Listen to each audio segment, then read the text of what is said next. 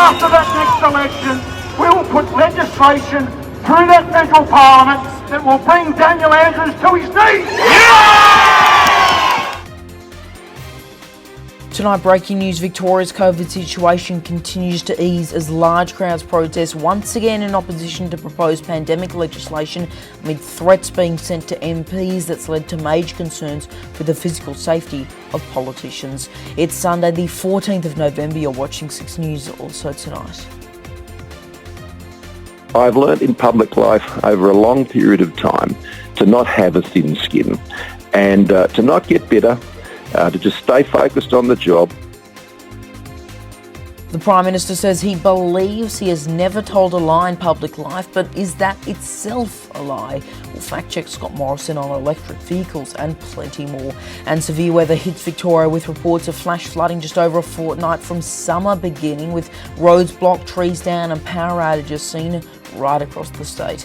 Good evening, everyone. Thanks for tuning in. Later this hour, something we've only done a couple of times before, an editorial you need to see because it directly affects you. YouTube removing the public dislike button counter despite large outcry, changing the way you voice your opinions and also affecting us. So stay tuned for that.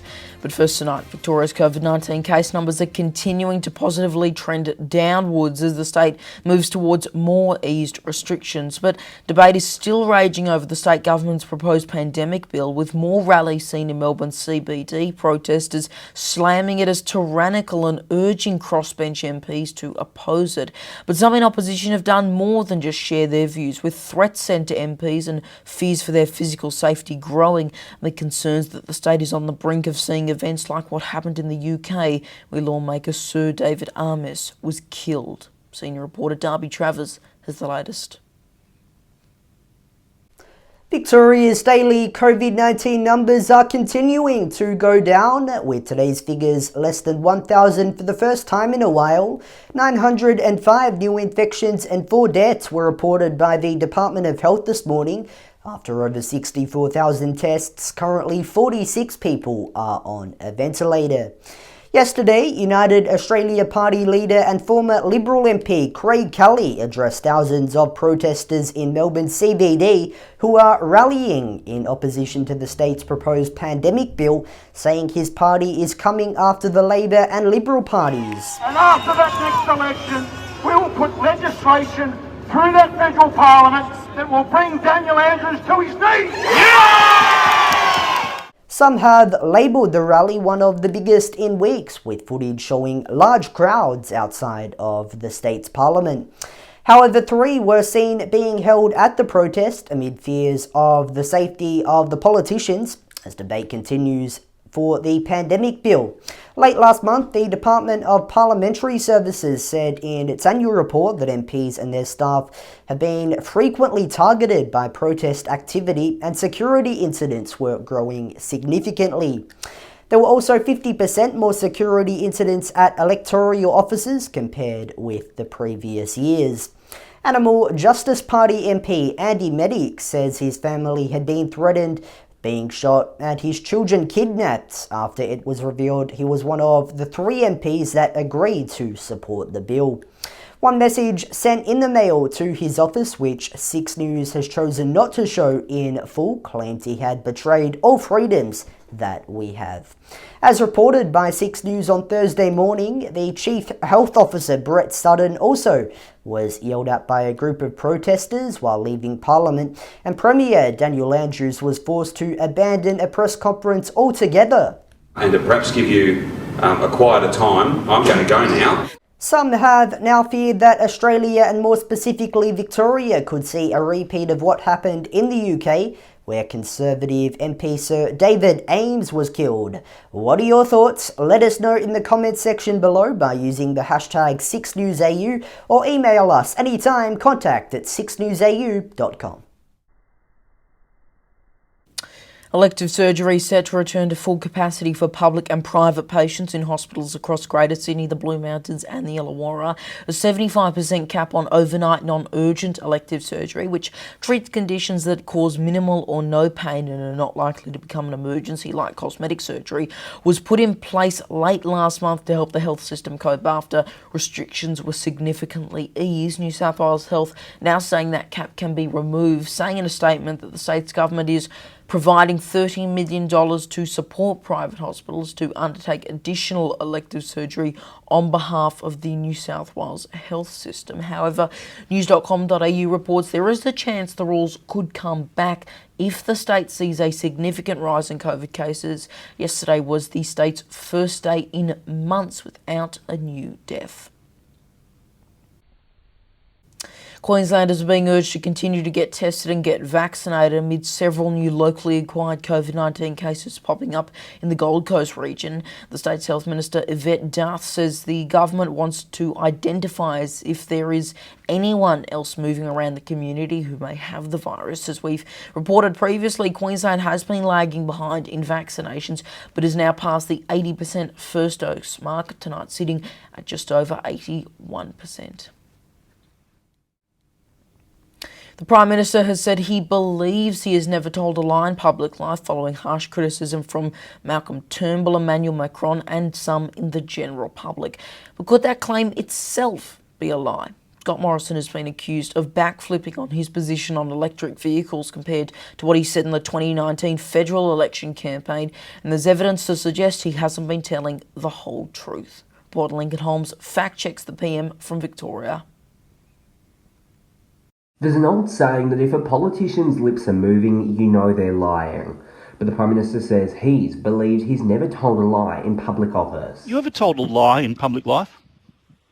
I don't believe I have, no.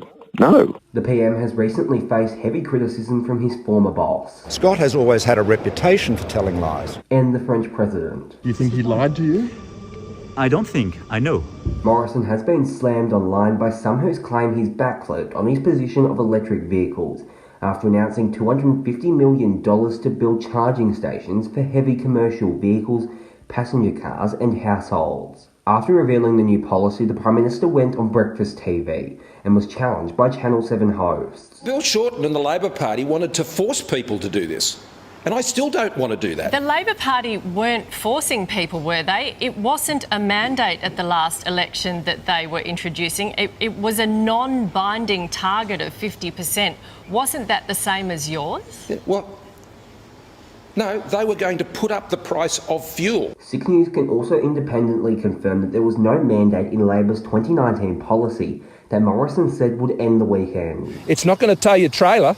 It's not going to tow your boat. But it's not the first time he's been accused of lying. Online news outlet Crikey has an entire page with 20 likes and falsehoods from submarines to vaccines. The Guardian also released an article with 5 false claims. Former Liberal MP Craig Kelly wrote on Twitter that trust was clearly an issue for Morrison after the comments on 3AW, while one Labor senator said it was the biggest lie yet. How does it feel when a former mate, Malcolm Turnbull, calls you a serial liar? Well, look, I'm in politics. People take sledges at me all the time, Neil. Anyone in public life. Yeah, but he's your that. mate. I mean, he was a friend, and he's saying you have always been a liar. That must hurt. Look, Neil, I've learned in public life over a long period of time to not have a thin skin and to not get bitter, to just stay focused on the job. Lincoln Holmes, 6 News. And don't forget, if you see something you want fact-check, tag or DM us on social media at 6newsau or send us an email, contact@6newsau.com. And you can also check out our new look fact-check section on our website, which contains everything you need to know on this story and plenty more, 6newsau.com. Staying with the PM, the federal government has unveiled the modelling behind its net zero by 2050 plan 2 weeks after it was announced. It reveals that the plan will reduce emissions by 85%, something some say isn't enough, we could also see an increase of up to 100,000 new jobs, many of which relating to the construction of infrastructure like new wind turbines. The plan also forecasts that by 2050, 90% of vehicles will be electric, something we mentioned just before. Currently, they only make up around 1% of all vehicles on Aussie roads. If you're interested in reading more, the full modelling is publicly available on the industry.gov.au website. Heading overseas now, a US journalist has been jailed for 11 years in Myanmar. A court in the military-ruled country found Danny Fenster guilty of incitement and violations of immigration and unlawful associations laws. Online magazine Frontier Myanmar, which he is the managing editor of, describing it as the harshest possible under the law. Reuters reports he is the first Western reporter to be sentenced to prison in the country in recent years, following that coup on February 1 this year against Aung San Suu Kyi that triggered nationwide protests. If you're interested in learning more on what happened, you can check out our special report on the Myanmar situation on our YouTube channel and our website right now. Steve Bannon has been indicted by a grand jury for defying a subpoena to appear before the US Congress to testify about the January 6 Capitol riot. The former campaign chief to Donald Trump was indicted on 2 counts of contempt of Congress for not providing documents to congressional investigators and refusing to sit for a deposition, according to the US Department of Justice. He now faces between 30 days to a year in jail for each count, as well as fines of up to $1,000. It's the first time in several decades that the US government has pursued criminal charges against anyone for committing the act. And staying in the US, the fallout is continuing after several people, including a 14-year-old, were killed at the Astroworld Festival in Houston, Texas. The death toll has now risen and dozens of civil lawsuits have been filed in relation to it, but Travis Scott's lawyer has now spoken out, saying the rapper didn't know a mass casualty event had been declared by authorities when he was on stage performing to thousands. US correspondent Jackson Gosnell has the latest. Leo, a lot happening here in the U.S. We're going to begin with the tragic events that unfolded at a Travis Scott concert at Astroworld, which happened all in Texas. We do know at this time that Travis's attorney says that he did not know about a deadly crowd surge that was happening just a little over 30 minutes into the concert. Now, this concert had over 50,000 people in attendance. Some have died tragically after a crowd surge. There were many security guards who say they were hired on the spot without any job training. And now there's been over 80 lawsuits filed in civil court as a result of this incident. We're told by the attorney that he did not know what was happening and he doesn't have the ability to know what's going on down below. Many people who attended said that they felt very scared, very anxious as things were unfolding. They were on the ground. Attorney Ben Crump told us Friday that there was about 200 victims being represented in certain lawsuits. Those are obviously folks who had some sort of inconvenience as a result of the incident, and that is certainly putting it lightly, according to what these lawsuits allege. Now, we do know that there has been a makeshift memorial set up outside of the NRG Park, and on those grounds where 8 people died in that crowd surge in Houston, Texas. Scott, who was the headliner and organizer of the festival, took the stage shortly after 9, and those crowd surges again were just about 30 or so minutes into this event, according to initial reports. Now, we don't know exactly what Scott saw from the stage, but again, the attorney reiterating that he did not know much about it. So this has a lot of people talking here in the U.S. Also, breaking news within the last little while, you may recall President Biden's vaccine/testing mandate for businesses with 100 or more employees. It was recently, it had a stay put on it in a court, and we do know at this time they are reaffirming that decision to hold off on continuing forward with this mandate. Some say it is likely that this will go all the way to the Supreme Court, as many Republican states have already filed lawsuits against the administration claiming that this is unconstitutional and government overreach. In the U.S., a lot of people are vaccinated. Health officials still urging people to do so who have yet to get one. 3 states so far defying the FDA by issuing orders stating that everyone can get a booster even when the FDA has not really officially given the green light on that. So people really wanting to get vaccinated, or at least officials want people to get vaccinated. We do know that initially we were told about 70% or so before we had herd immunity and those masks could come off. That was before the Delta variant. Now some health officials, at least one that I was witnessing a conversation with another journalist earlier in the week, said that it would take about the mid 90% level of vaccinations for things to start relaxing again. But a lot of people have not worn masks in quite a while. It is important to note that they've just kind of gotten fed up, and some are vaccinated, some are unvaccinated. So, you know, most people are wearing one if they choose to, and some are not if they don't want to. So at this point in the U.S., cases still surging in some places, but vaccinations slowly ticking back up. We'll continue to monitor all these stories and more from here in the U.S. I'm Jackson Gosnell. Back to you. Julian Assange has been given permission to marry his partner in London's high-security Belmarsh prison. Stella Morris began her relationship with the WikiLeaks founder when he was living in the Ecuadorian embassy to avoid extradition to Sweden. On Twitter, Morris said it was good news that the UK government, quote, backed down 24 hours before the deadline, going on to declare she is relieved but still angry that legal action was necessary to put a stop to the illegal interference with our basic right to marry.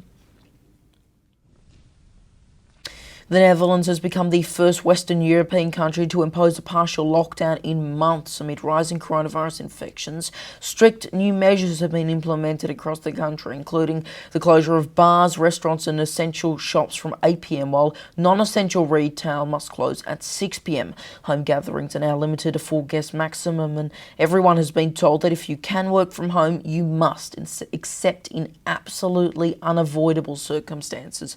Meanwhile, Germany is beginning to phase out a state of national emergency by the end of the month, despite their highest ever daily numbers like in other countries. And as expected, Sweden has seen a pretty large decline in testing for the virus after authorities declared that vaccinated people don't need to get tested even if they have COVID symptoms. Well, there's now concern about coronavirus spreading in America's deer population. Between December 2020 and January 2021, researchers from Penn State found 80% of white-tailed deer in Iowa tested positive for the virus. It's now believed they're contracting it from humans. Now, while the animals can spread it to each other, it's not believed they can give it back to humans as of yet.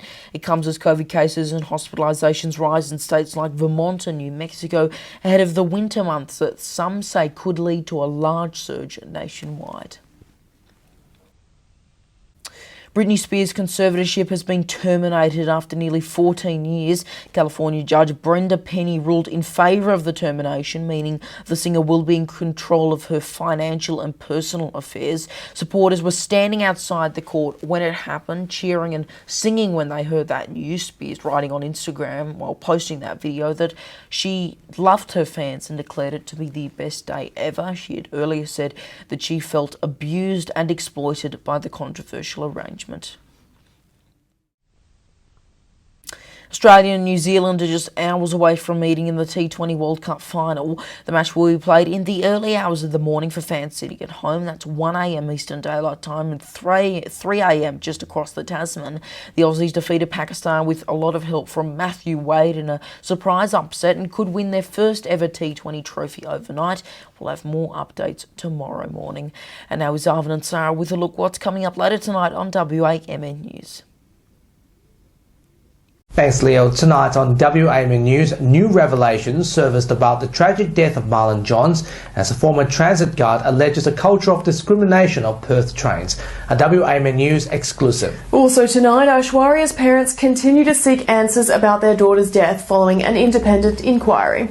Plus, Dr. Andrew Miller's COVID comment. Join us tonight on the WAMN News Facebook page and YouTube channel.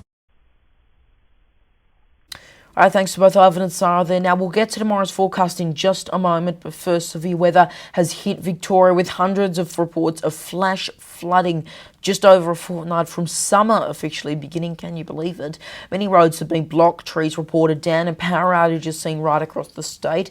Canberra, Sydney and Brisbane have also copped a lot of rain, and there's set to be a bit more right across the country as we head to the national map, where Brisbane is set to get to a sunny top of 29, 21 in Sydney, just 12 degrees in Canberra, showers expected 13 in Melbourne, only 11 in Hobart, 16 in heavy rain in Adelaide, 26 in Alice Springs, 26 in Perth as well, and in Darwin a warm top of 37.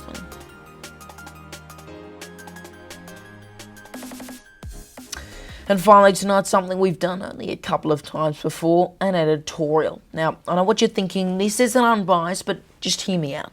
We've said from the outset that when it comes to issues affecting us directly, like censorship and freedom of the press, we may choose to take an editorial position that is separate to our main news reporting. This is an editorial, I'll say it again, not a news report, and this one definitely affects us. Now, as you may have heard, and as we mentioned at the start of tonight's bulletin, YouTube has removed the public dislike counter, basically meaning, and you can actually check this on us too, when you go to dislike a video, it'll simply say dislike. There's no numbers, you don't see how many likes compared to dislikes there are, basically nothing. Now, they've had this on YouTube comments for a while, but it's now for all videos. It may not have come to your specific device yet, but it should be coming very soon if it hasn't already.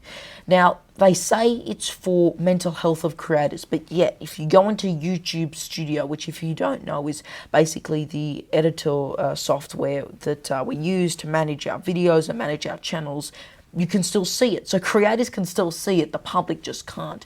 Now, the dislike tool has often been used for many different purposes, not just saying you dislike the video. We get dislikes often. Now, that doesn't mean people are disliking our reporting. It's them sharing their opinions, that they dislike maybe the person in the video. They might dislike Dan Andrews. They might dislike Scott Morrison. But now that they've removed it, the arguably simplest way to have your say on YouTube, well, that's going to get a lot of comments saying, you know, dislike in the chat and rather than the comment section, and it's all going to be, you know, a bit of a mess. Now, I often use the dislike button, or rather look at it when I'm going on to a tech support video, and if I want to see how many likes v dislikes there are. If there's more dislikes, I'm not going to trust that tech support video. Same with clickbaity videos and, of course, scams.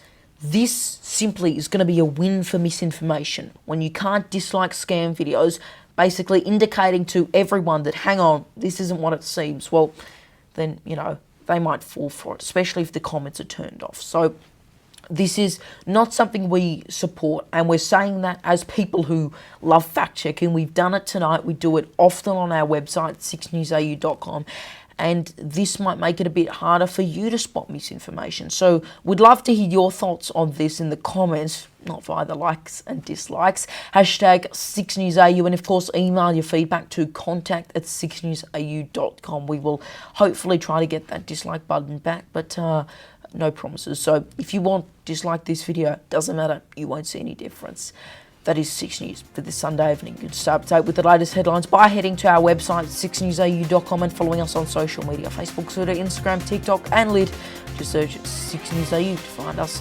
I'm Leonardo Puglisi. Thanks for your company. Good night.